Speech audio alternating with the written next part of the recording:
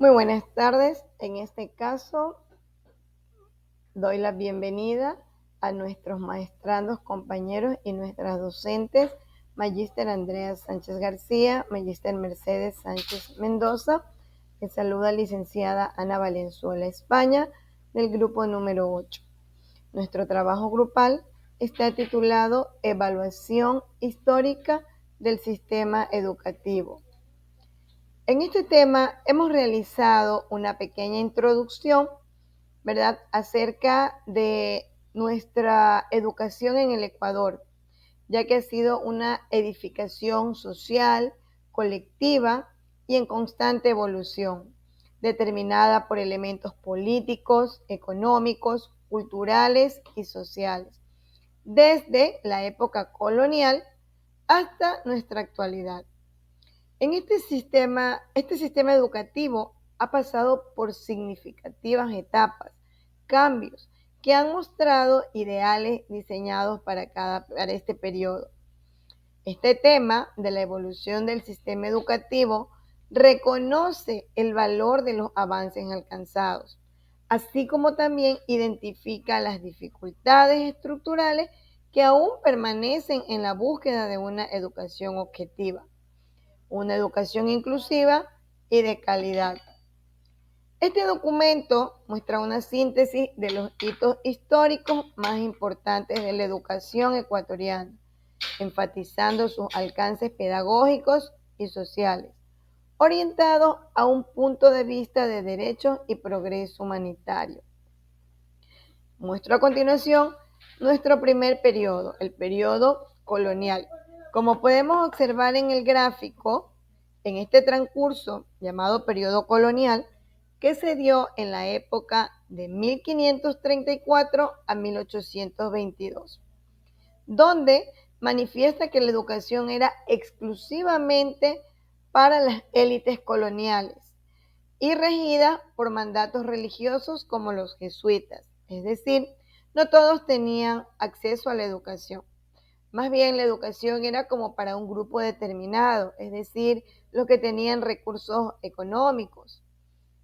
En este modelo era teocéntrico, era memorístico y fue de una influencia escolástica, sin tomar en cuenta a los pueblos nativos. Luego tuvimos la independencia y república temprana.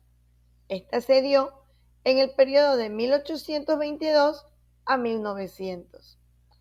Cuando se dio esta independencia, se iniciaron procesos de laicismo educativo.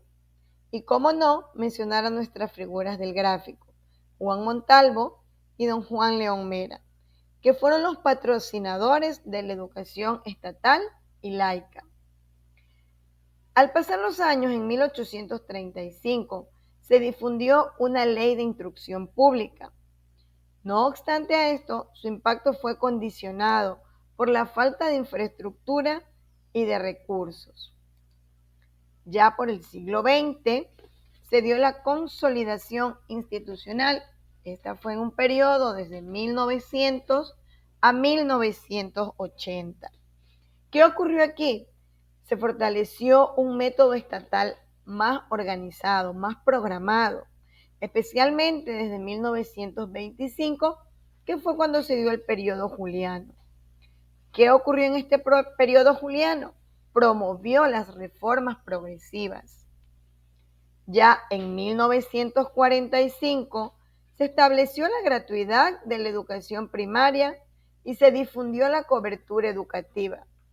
Es decir, había más, digámoslo, marketing, ¿verdad?, para llamar a que nuestros educandos ingresen a las instituciones para que puedan recibir una instrucción fiscal primaria.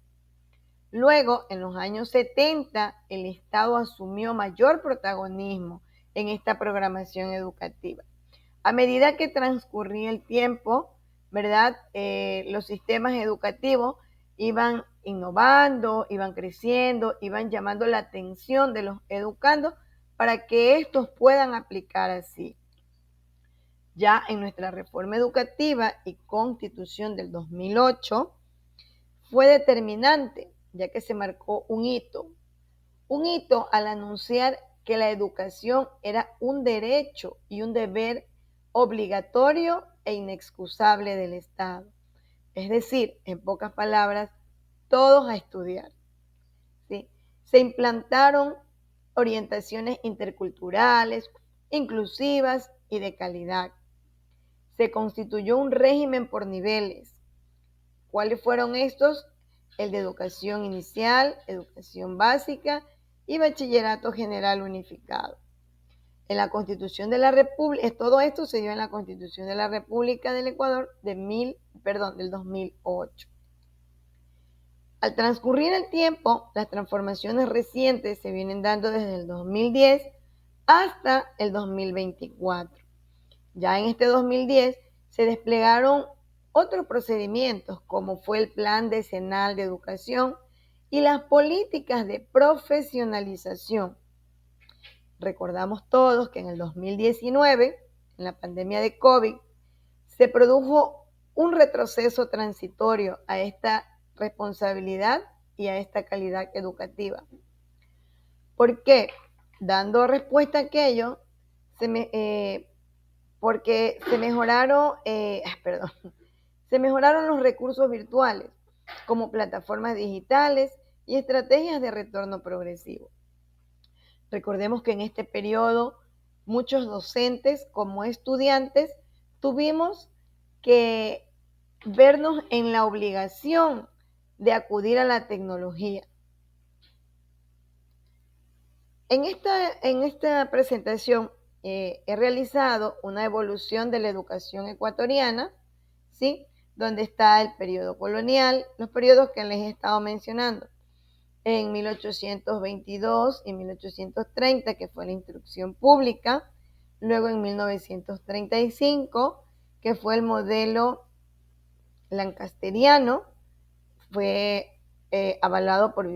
impulsado por Vicente Rocafuerte, ¿sí? Luego tenemos también, se me pasó, en 1845 la educación católica, luego tenemos en 1928 la educación superior, en 1905 la educación laica, en 1950 el modelo nacional descentralizado y en 1988 el modelo nacional.